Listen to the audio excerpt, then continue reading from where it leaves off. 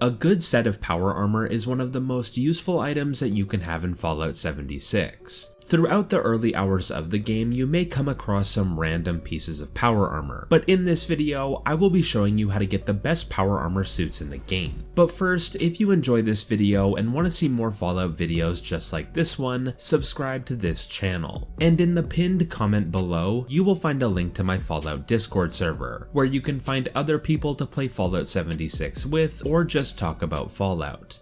Now first, just in case you're new, let's go over how you will get your first power armor chassis. If you already have a power armor chassis, feel free to skip ahead. As a new player, you won't have many fast travel points unlocked to go scouting for your first power armor chassis, but thankfully there are 2 of them just outside of Vault 76. The first is right here on your map at the Gilman Lumber Mill. When you get here, look for this power armor station, and there will more than likely be a power armor chassis there waiting for you with some parts attached to it. If there's not, just leave the server that you're on and come back on a new world and check again. The next location will be at the Georgia Junkyard. When you get here, look for this green trailer, and if you have a lockpicking skill of 3, you can pick the lock on the back, and inside you will find another power armor chassis. Again, if it's not here, just leave the world that you're on and try again. The spawn rate for these 2 power armor chassis is pretty high, so a little tip here is to check these locations often. Because even though you will still have a power armor chassis, you can still take the fusion cores out of these to get fusion cores for free at the start of the game. Power armor chassis are the first part of obtaining a good power armor suit, and will act as a platform for you to attach other pieces of power armor like the head, legs, and arms onto to build your very own suit. To do this, just bring your chassis to any power armor crafting station. Now that we have that out of the way, let's dive into the best power armors. The first set of power armor may not be one that you can buy right away due to it being kind of a grind, just like a few other power armors in this video, but you can start working on it right away, and you can work on getting it whenever you have some free time while you're working on the other power armor suits in this video. Now the power armor suit that I'm talking about is the Union Power Armor. To get it, you will need to talk to Giuseppe at the White Springs Mall. He will be selling the plans for each piece of the Union Power Armor and mods for it, but to buy them you will need stamps. Stamps are a currency that you will get from completing the expedition activity. Like I said, this will be a grind because you will only get a limited amount of stamps per expedition, and that's if you complete everything within the expedition, which can take a while. To break it down, you will get 1 stamp for completing the primary objective of the expedition, another 2 stamps if you're the team leader of the expedition, and 1, 4, or 7 stamps for completing optional objectives. Completing 1 optional objective will give 1 stamp, 2 optional objectives will give 4 stamps, and 3 optional objectives will give 7 stamps. So if you do everything in an expedition and be the team leader for it, you will get 10 stamps. But you will also get 20 stamps for the first expedition you do every day. And the plans for each Union Power Armor piece cost 120 stamps. And you can buy mods for the Union Power Armor from Giuseppe for stamps as well. So as you can see, this will be a lengthy grind, but it could be worth it as the Union Power Armor has some very strong bonuses. The Union Power Armor will have 485 damage resistance, 295 energy resistance, and 265 radiation resistance, making it pretty good. But if you're wearing a full set of Union Power Armor, you will also gain 150 poison resistance, and it will increase your carry weight by 75. So it's a great power armor set, but not an easy one to grind for. But again, if you're looking for people to speedrun expeditions with, join my Discord server from the pinned comment below.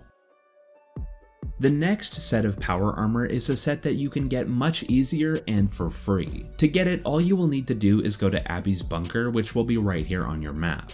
Going here will start a Brotherhood of Steel questline called Defiance Has Fallen. Then you will just need to follow this questline until you reach the quest within this quest chain called Belly of the Beast, where you will go into an underground radiated cave and fight a Scorch Beast. After you do this, you will be sent back to Fort Defiance, and you will be directed to a terminal to end the quest. But when you're using the terminal, make sure to click on the option that is labeled Ultracite Power Armor. Clicking this option will instantly teach you how to make every piece of the Ultracite Power Armor set. Then you can finish the quest, which will reward you with a full set of pre-crafted Ultracite Power Armor. If you missed these plans on your first playthrough of the questline, just head over to Fort Defiance, then follow where I go on screen now.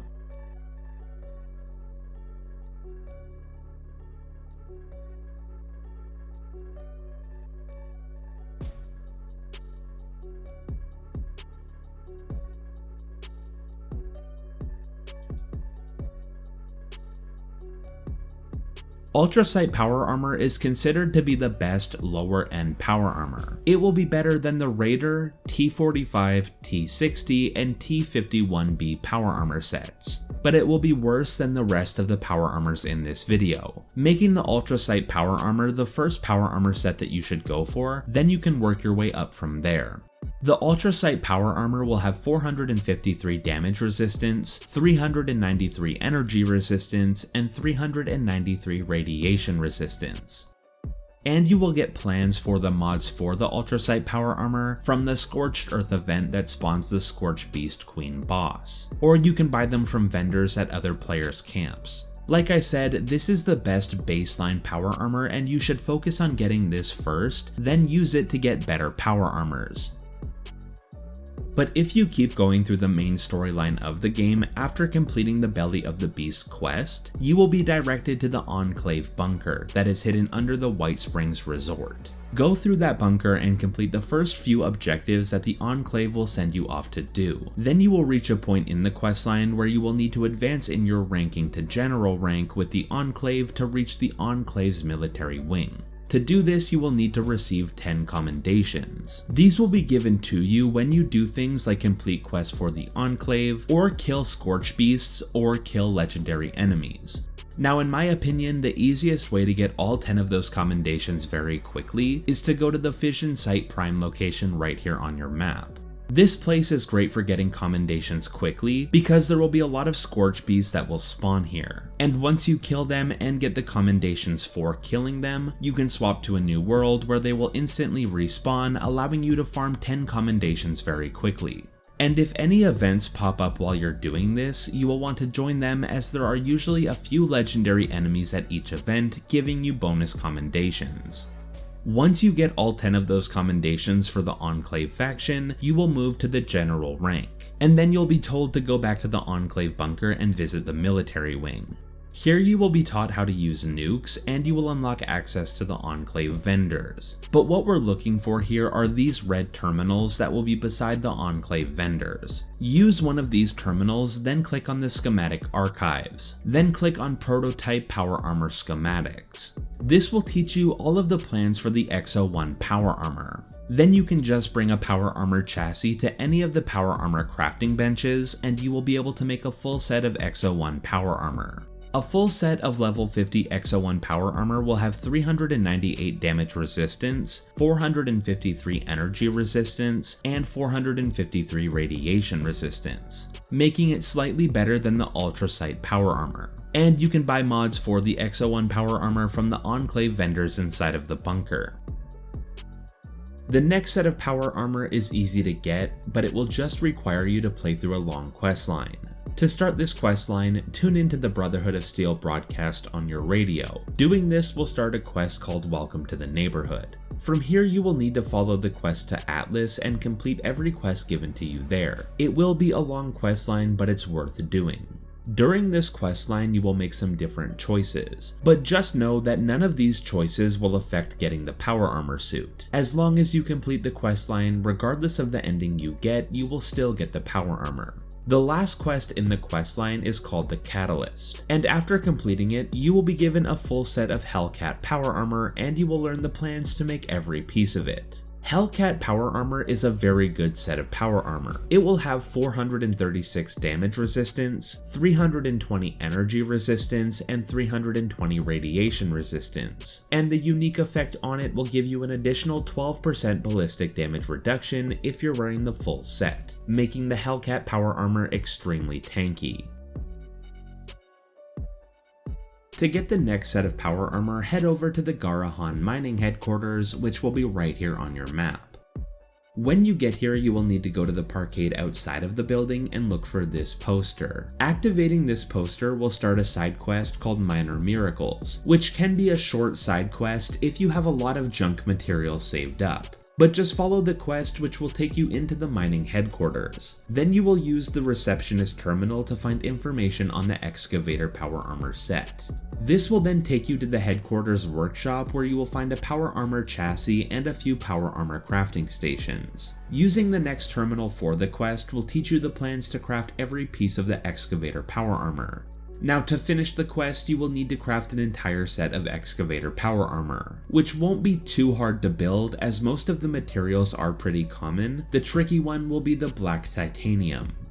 To get black titanium, you will need to kill mole miners or death claws. Mole miners will be a lot easier to kill, and you can find them all over the ash heap area. Just enter the abandoned mines in the ash heap and kill every mole miner that you can. Then take the miner suit scraps that they drop and scrap them to get black titanium.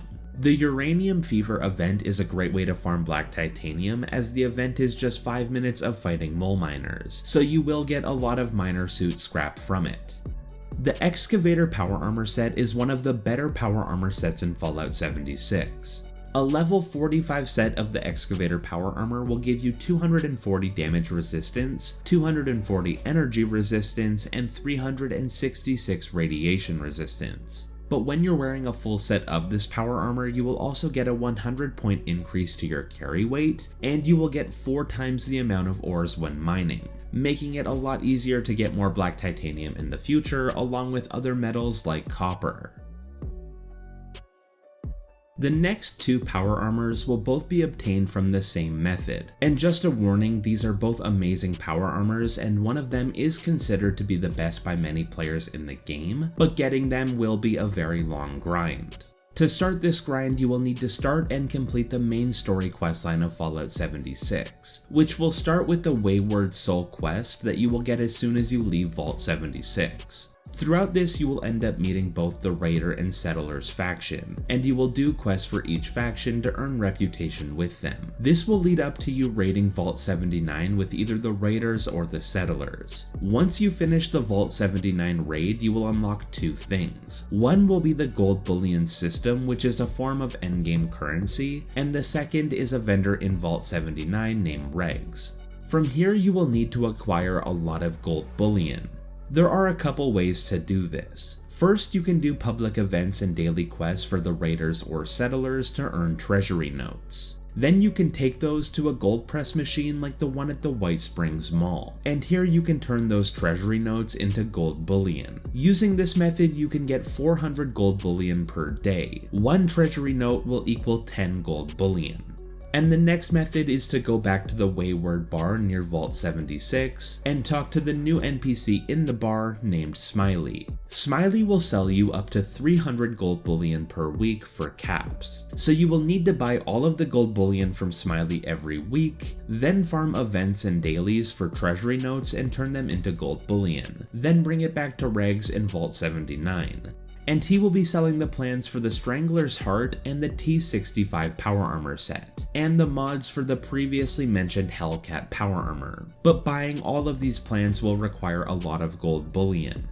The Stranglers Heart Power Armor is a really good set of power armor. It will have 453 damage resistance, 393 energy resistance, and 500 radiation resistance. But wearing a full set of Strangler's Heart will also give you some unique bonuses, which will make it do acid damage to your enemies when you hit them, and it will make all nearby enemies take acid damage over time. It's a great set of power armor for players using melee builds, as they will always be close to their enemies to maximize the amount of damage that they do.